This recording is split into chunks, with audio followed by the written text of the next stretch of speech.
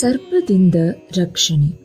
ಬಾಬಾ ಅವರನ್ನು ಧ್ಯಾನಿಸುವುದು ಹೇಗೆ ಪ್ರಕೃತಿಯ ಮರ್ಮವನ್ನಾಗಲಿ ಪರಮಾತ್ಮನ ರೂಪವನ್ನಾಗಲಿ ಯಾರಿಂದಲೂ ಅಳೆಯುವುದಕ್ಕೆ ಸಾಧ್ಯವಿಲ್ಲ. ವೇದಗಳಿಗಾಗಲಿ ಸಹಸ್ರನಾಲಿಗೆಗಳುಳ್ಳ ಆದಿಶೇಷನಿಗಾಗಲಿ ಅದು ಸಾಧ್ಯವಿಲ್ಲ.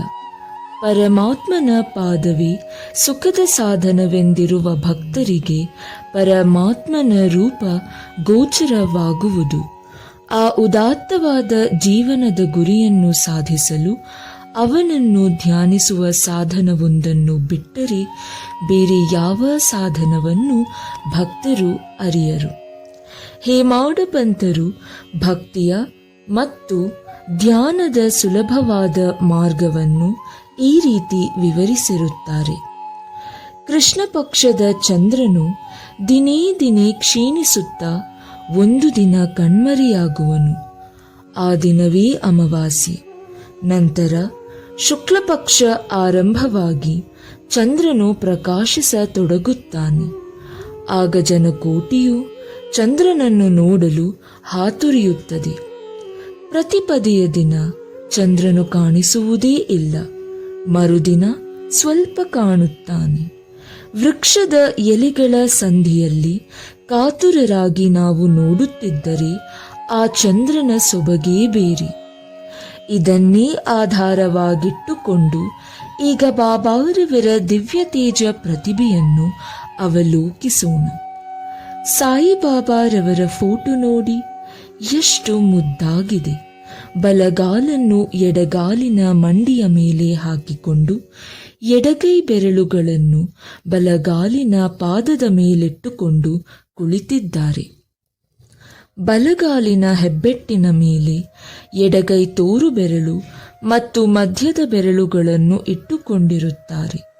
ಈ ಸ್ಥಿತಿಯಲ್ಲಿ ಕುಳಿತಿರುವ ಬಾಬಾ, ನೀವು ನನ್ನ ಪ್ರತಿಭೆಯನ್ನು ಕಾಣಬಯಸಿದರೆ ಅಹಂಕಾರ ಮತ್ತು ಮಮಕಾರವನ್ನು ತ್ಯಜಿಸಿರಿ. ತೋರಬೆರಳು ಮತ್ತು ಮಧ್ಯದ ಬೆರಳು ಇವುಗಳ ಮಧ್ಯೆ ಕಾಣುವ ಬಲಗಾಲಿನ ಹೆಬ್ಬೆಟ್ಟಿನ ಮೇಲೆ ನಿಮ್ಮ ಚಿತ್ತವಿಟ್ಟು ಧ್ಯಾನಿಸಿರಿ. ಆಗ ನಿಮಗೆ ಪ್ರತಿಭೆಯ ಅರಿವಾಗುತ್ತದೆ ಎಂದು ಹೇಳುವಂತಿದೆ ಆ ನೋಟದ ವೈಖರಿ. ಇದೇ ಭಕ್ತಿ ಮಾರ್ಗದ ಸುಲಭ ಸಾಧನ. ಈಗ ಬಾಬಾರವರ ಜೀವಿತವನ್ನು ನೋಡೋಣ.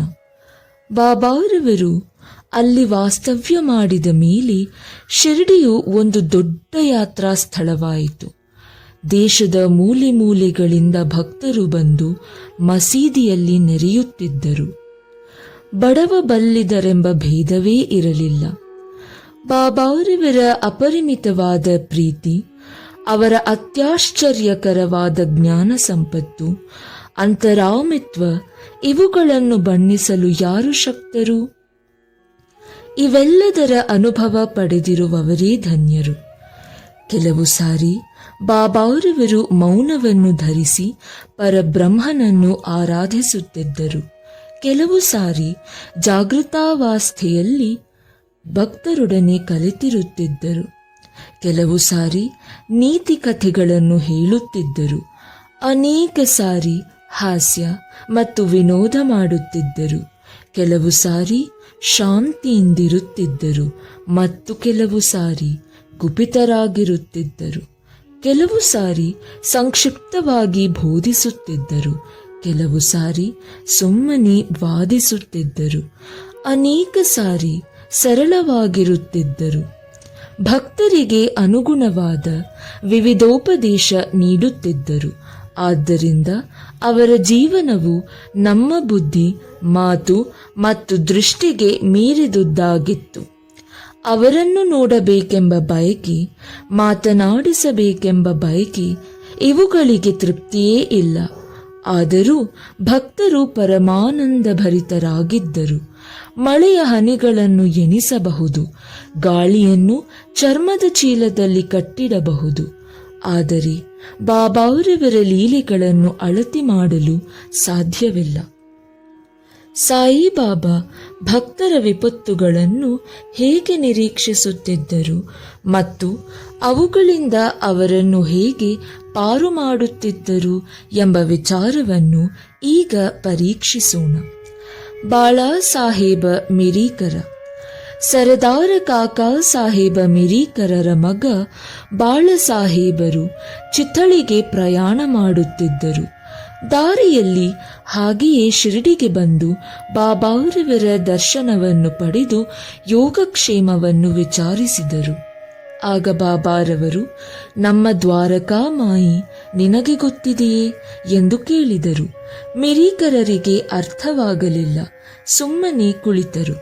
ಪುನಃ ಬಾಬಾರವರು ಮುಂದುವರೆದು, ನೀನು ಈಗ ಕುಳಿತಿರುವುದೇ ದ್ವಾರಕಾಮಾಯಿ. ಅವಳು ತನ್ನ ತೊಡೆಯ ಮೇಲೆ ಕುಳಿತಿರುವ ಮಕ್ಕಳ ಅಪಾಯಗಳೆಲ್ಲವನ್ನೂ ದೂರ ಮಾಡುತ್ತಾಳೆ. ಈ ಮಾತೆಯು ದಯಾಮಯಳು. ಅವಳ ಭಕ್ತರಿಗೆ ಯಾವ ಕಷ್ಟಗಳೂ ಬರುವುದಿಲ್ಲ. ಅವಳ ತೊಡೆಯ ಮೇಲೆ ಕುಳಿತರೆಂದರೆ ಸಾಕು, ಅವರ ತೊಂದರೆಗಳು ನಿವಾರಣೆಯಾದಂತೆಯೇ.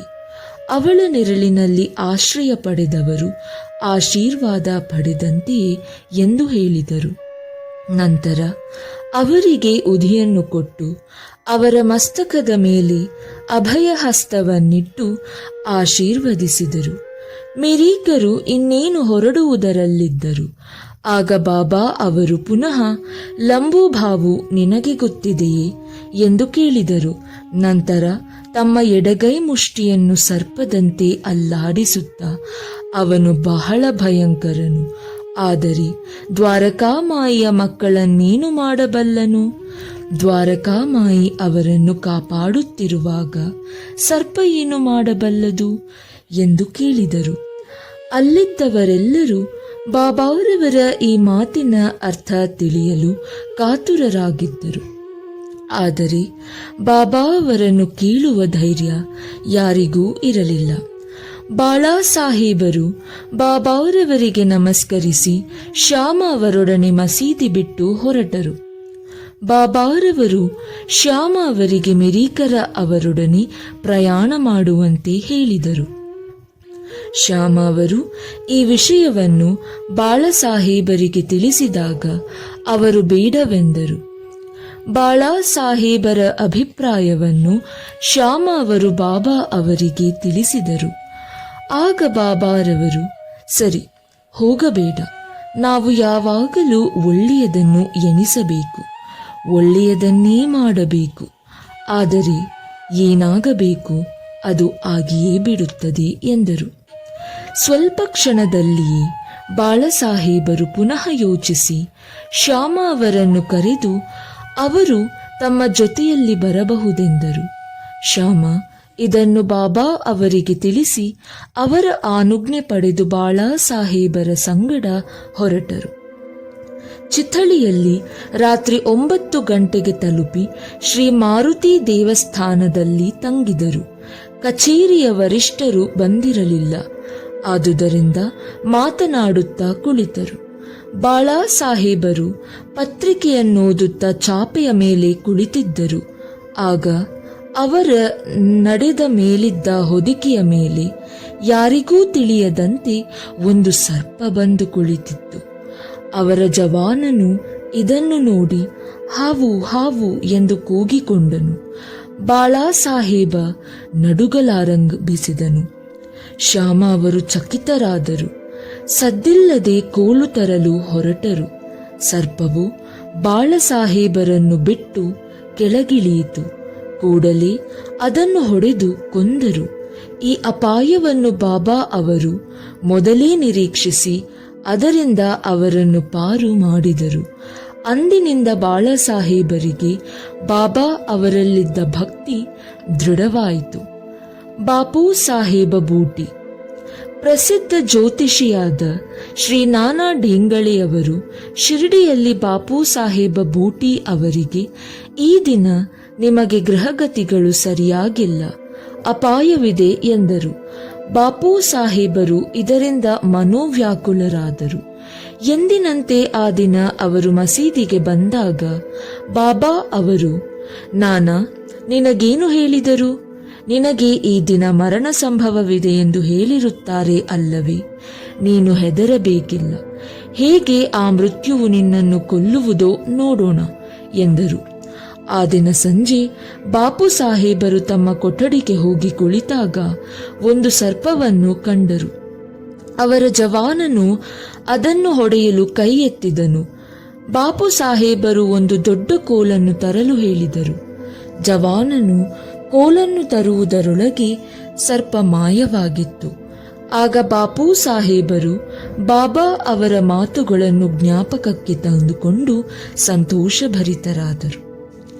ಅಮೀರ ಶಕ್ಕರ ಕಟುಕರ ಜಾತಿಗೆ ಸೇರಿದ ಕೋಪರಗಾಂವ ತಾಲೂಕಿನ ಕೋರಾಳಹಳ್ಳಿಯ ಅಮೀರ ಶಕ್ಕರ ಬಾಂದ್ರಾದಲ್ಲಿ ಕಮಿಷನ್ ಏಜೆಂಟರಾಗಿದ್ದರು. ಅವರು ವಾಯುರೋಗದಿಂದ ನರಳುತ್ತಿದ್ದರು. ದೇವರನ್ನು ಸ್ಮರಿಸಿ ಬಾಬಾರ ಹತ್ತಿರ ಬಂದು ರೋಗವನ್ನು ಗುಣಪಡಿಸುವಂತೆ ಬೇಡಿಕೊಂಡರು. ಅದಕ್ಕೆ ಸಾಯಿಬಾಬಾ ಅವರಿಗೆ ಚಾವಡಿಯಲ್ಲಿ ತಂಗುವಂತೆ ಹೇಳಿದರು. ಆ ಚಾವಡಿಯು ಅನಾರೋಗ್ಯ ಸ್ಥಳವಾಗಿತ್ತು. ಆದರೆ ಬಾಬಾ ಅವರ ಆಜ್ಞೆಯನ್ನು ಮೀರುವಂತಿರಲಿಲ್ಲ. ಬಾಬಾ ಅವರನ್ನು ಮಸೀದಿಗೆ ಬರಕೊಡಲಿಲ್ಲ. ಹಾಗಾಗಿ ಚಾವಡಿಗೆ ತಾವೇ ಹೋಗಿ ಬರುತ್ತಿದ್ದರು. ರಾತ್ರಿ ಮೆರವಣಿಗೆಯ ನಂತರ ಬಾಬಾ ಅಲ್ಲಿ ಹೋಗಿ ಮಲಗುತ್ತಿದ್ದರು. ಆದುದರಿಂದ ಅಮೀರ ಅವರಿಗೆ ಬಾಬಾ ಅವರ ಭೇಟಿ ಆಗಾಗ್ಗೆ ಆಗುತ್ತಲೇ ಇತ್ತು. ಅಮೀರ ಶಕ್ಕರ ಅಲ್ಲಿ 9 ತಿಂಗಳು ತಂಗಿದ್ದರು. ಅನಂತರ ಬಹುಶಃ ಬೇಸರ ಪಟ್ಟುಕೊಂಡು ಒಂದು ದಿನ ರಾತ್ರಿ ಯಾರಿಗೂ ಹೇಳದೆ ಶಿರ್ಡಿ ಬಿಟ್ಟು ಕೋಪುರಗಾಂವ ಧರ್ಮಶಾಲೆಗೆ ಹೋಗಿಬಿಟ್ಟರು. ಅಲ್ಲಿ ಮರಣಾವಸ್ಥೆಯಲ್ಲಿದ್ದ ಒಬ್ಬ ಮುದಿ ಫಕೀರನನ್ನು ಅವರು ಕಂಡರು. ಅವನು ನೀರು ನೀರು ಎಂದು ಕೂಗಿಕೊಳ್ಳುತ್ತಿದ್ದನು. ಅಮೀರ ಶಕ್ಕರ ಅವನಿಗೆ ನೀರು ಕುಡಿಯಲು ಕೊಟ್ಟರು. ನೀರು ಕುಡಿದ ತಕ್ಷಣ ಫಕೀರನು ಮರಣ ಹೊಂದಿದನು. ಶಕ್ಕರರಿಗೆ ಆಗ ದಿಕ್ಕು ತೋಚದಂತಾಯಿತು. ಯಾರಿಗಾದರೂ ಈ ಸಂಗತಿ ತಿಳಿಸಿದರೆ ತಮ್ಮ ಮೇಲೆಯೇ ಆರೋಪ ಬರುತ್ತದೆ ಎಂದು ಭಾವಿಸಿ ಇದು ಬಾಬಾ ಅವರ ಅನುಮತಿ ಇಲ್ಲದೆ ಬಂದಿದ್ದರ ಫಲವೆಂದು ತಿಳಿದು ಪಶ್ಚಾತ್ತಾಪ ಪಟ್ಟುಕೊಂಡು ಅದೇ ರಾತ್ರಿ ಬಾಬಾ ಅವರ ನಾಮಸ್ಮರಣೆ ಮಾಡುತ್ತಾ ಬೆಳಗಾಗುವುದರೊಳಗೆ ಶಿರಡಿಗೆ ಬಂದು ತಲುಪಿದರು. ನಂತರ ಬಾಬಾ ಅವರು ಹೇಳಿದಷ್ಟು ದಿನ ಚಾವಡಿಯಲ್ಲಿಯೇ ತಂಗಿ ಪೂರ್ತಿ ಗುಣ ಹೊಂದಿದರು. ಒಂದು ದಿನ ರಾತ್ರಿ, ಓ ಅಬ್ದುಲ್, ಯಾವುದೋ ಒಂದು ಭೂತ ನನಗೆ ಅಪ್ಪಳಿಸುತ್ತಿದೆ ಎಂದು ಬಾಬಾ ಕೂಗಿಕೊಂಡರು. ಅಬ್ದುಲ್ ದೀಪ ತೆಗೆದುಕೊಂಡು ಬಂದು ಬಾಬಾ ಅವರ ಹಾಸಿಗೆಯ ಸುತ್ತಲೂ ನೋಡಿದನು. ಏನೂ ಕಾಣಿಸಲಿಲ್ಲ. ಬಾಬಾ ಅವನಿಗೆ ಸರಿಯಾಗಿ ನೋಡಲು ಹೇಳಿ ತಮ್ಮ ಸಟಕಾದಿಂದ ನೆಲಕ್ಕೆ ಹೊಡೆಯುತ್ತಾ ಕುಳಿತರು. ಅಮೀರ ಶಕ್ಕರ ಸರ್ಪ ಬಂದಿರಬಹುದೆಂದು ಅನುಮಾನಿಸಿದರು. ಅಮೀರರಿಗೆ ಬಾಬಾ ಅವರ ರೀತಿ ನೀತಿಗಳನ್ನು ಗ್ರಹಿಸುವ ಶಕ್ತಿ ಇದ್ದಿತು. ಬಾಬಾ ಅವರಿಗೆ ಶಕ್ಕರರ ಹಾಸಿಗೆಯ ಹತ್ತಿರ ಒಂದು ಸರ್ಪ ಕಾಣಿಸಿತು. ಅಬ್ದುಲ್ನಿಗೆ ಅಲ್ಲಿ ದೀಪವನ್ನು ತರಲು ಹೇಳಿದರು. ದೀಪದ ಬೆಳಕಿನಲ್ಲಿ ಹಾಸಿಗೆಯ ಬಳಿ ಸರ್ಪವೊಂದು ಸುತ್ತಿಕೊಂಡು ಕುಳಿತಿರುವುದು ಕಂಡು ಬಂದಿತು. ಕೂಡಲೇ ಅದನ್ನು ಕೊಲ್ಲಲಾಯಿತು. ಹೀಗೆ ಬಾಬಾ ಸಮಯೋಚಿತ ಎಚ್ಚರಿಕೆ ಕೊಟ್ಟು ಅಮೀರರನ್ನು ಕಾಪಾಡಿದರು. ಹಾವು ಮತ್ತು ಚೇಳು. ಬಾಬಾ ಅವರು ತಿಳಿಸಿದ ಪ್ರಕಾರ ಕಾಕಸಾಹೇಬ ದೀಕ್ಷಿತರು ಪ್ರತಿದಿನ ಏಕನಾಥರಿಂದ ವಿರಚಿತವಾದ ಭಾಗವತ ಮತ್ತು ಭಾವಾರ್ಥ ರಾಮಾಯಣ ಎಂಬ 2 ಗ್ರಂಥಗಳನ್ನು ಮಸೀದಿಯಲ್ಲಿ ಪಠಣ ಮಾಡುತ್ತಿದ್ದರು. ತಮ್ಮ ಮಾತೆಯ ಆನುಜ್ಞೆಯಂತೆ ಶ್ರೀ ಹನುಮಾನ ಶ್ರೀರಾಮನ ಮಹತ್ವವನ್ನು ಪರೀಕ್ಷಿಸಿದ ಭಾಗವನ್ನು ಅವರು ಹೇಳುತ್ತಿದ್ದಾಗ ಶ್ರೋತೃಗಳು ಮುಗ್ಧರಾಗಿದ್ದರು. ಅವರಲ್ಲಿ ಹೇಮಾಡ ಪಂತರು ಒಬ್ಬರಾಗಿದ್ದರು. ಆಗ ದೊಡ್ಡ ಚೇಳೊಂದು, ಅದು ಎಲ್ಲಿ ಬಂದಿತೋ ತಿಳಿಯದು, ಹೇಮಾಡ ಪಂತರ ನಡದ ಮೇಲೆ ಬಂದು ಕುಳಿತಿತ್ತು. ಮೊದಲು ಅದು ಅವರಿಗೆ ಗೊತ್ತಾಗಲೇ ಇಲ್ಲ.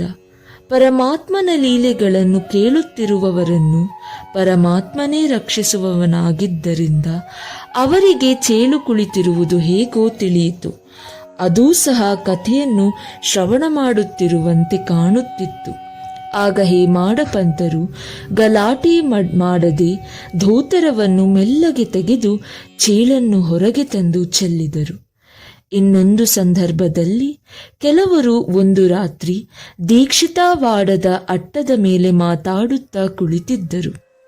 ಆಗ ಕಿಟಕಿಯ ಸಂದಿಯಿಂದ ಒಂದು ಭಯಂಕರ ಸರ್ಪವು ಬಂದು ಸುರುಳಿ ಸುತ್ತುಕೊಂಡು ಕುಳಿತಿತು.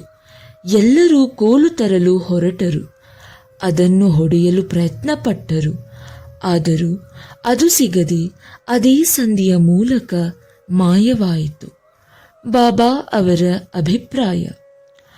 ಆಗ ಮುಕ್ತರಾಮನೆಂಬ ಭಕ್ತನು ಅದು ತಪ್ಪಿಸಿಕೊಂಡು ಹೋಗಿರುವುದು ಒಳ್ಳೆಯದಾಯಿತೆಂದು ಹೇಳಿದನು. ಅದಕ್ಕೆ ಹೇಮಾಡ ಪಂತರು ಸರ್ಪಗಳನ್ನು ಕೊಲ್ಲುವುದು ಸರಿ ಎಂದು ವಾದಿಸಿದರು. ಹೀಗೆ ಚರ್ಚೆ ಬಿರುಸಾಗಿ ನಡೆಯಿತು. ಕೊನೆಗೆ ಎಲ್ಲರೂ ತಮ್ಮ ಮನೆಗೆ ಹಿಂತಿರುಗಿದರು. ಮರುದಿನ ಬಾಬಾ ಮಸೀದಿಯಲ್ಲಿ ಕುಳಿತಾಗ, ನಿನ್ನೆ ರಾತ್ರಿ ವಾಡದಲ್ಲಿ ಯಾವ ಚರ್ಚೆ ನಡೆಯಿತು ಎಂದು ಕೇಳಿದರು.